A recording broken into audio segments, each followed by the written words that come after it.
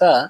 Ration card ఉన్న వారందరికీ భారీ శుభవార్త అంటూ లేటెస్ట్ అప్డేట్ అయితే రావడం జరిగిందండి. సో ఆ వివరాలు ఏంటని కూడా వీడియోలో తెలుసుకుందాం. వీడియో చివరి వరకు చూడండి, అర్థమవుతుంది.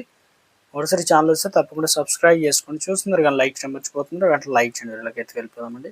రేషన్ కార్డు లబ్ధిదారులకు కేంద్ర ప్రభుత్వం అనేది ఒక తీపి కబురు అయితే అందించింది అనమాట. ఏప్రిల్, మే, జూన్ నెలలకు సంబంధించి రేషన్ బియ్యాన్ని ఏప్రిల్ నెలలోనే ఒకేసారి పంపిణీ చేయాలని కేంద్రం అయితే నిర్ణయం తీసుకుంది.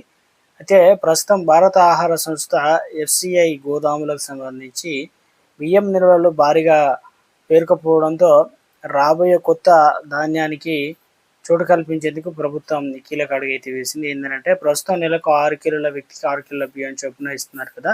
అయితే 3 నెలల కోట కలిపి ఏప్రిల్ ఒక్కొక్క వ్యక్తి 18 కిలోల బియ్యం అయితే ఇవ్వనున్నారనమాట. వచ్చే నెలలో మనకు ఒక కుటుంబం 4 సభ్యులు ఉంటే 72 కిలోలు, 5 సభ్యులు ఉంటే 90 కిలోలు ఏకంగా బియ్యాన్ని ఒకేసారి పంపిణీ అయితే చేస్తారు. గత సీజన్లకు సంబంధించి కస్టమ్ బిల్డింగ్స్ రైస్ సీఎంఆర్ భారీగా చేయడం, త్వరలో యాసంగి ధాన్య సేకరణ ప్రారంభం కావడంతో గోదాములు ఖాళీ చేయడం అత్యవసరంగా మారింది.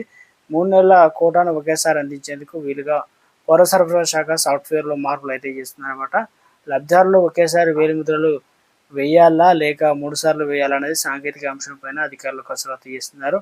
రాష్ట్ర వ్యాప్తంగా 1.05 కోట్ల రేషన్ కార్డుల పరిధిలో 3.40 కోట్ల మంది లబ్ధిదారులకు ఈ నిర్ణయం వర్తిస్తుంది.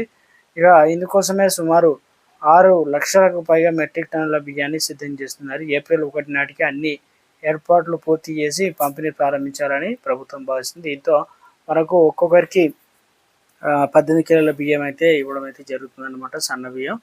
సో వీటితో పాటు అడిషనల్గా చక్కెర, ఉప్పు ఏదైతే ఉన్నాయో ఇతర నిత్యావసర సరుకులు కూడా ఇచ్చే అవకాశాలు అయితే ఉంది. మొత్తానికైతే ఇది ప్రస్తుతం అయితే ఒక్కరికైతే 18 కిలోల బియ్యం అయితే అందుతాయన్నమాట, గుడ్ న్యూస్ చెప్పారనమాట.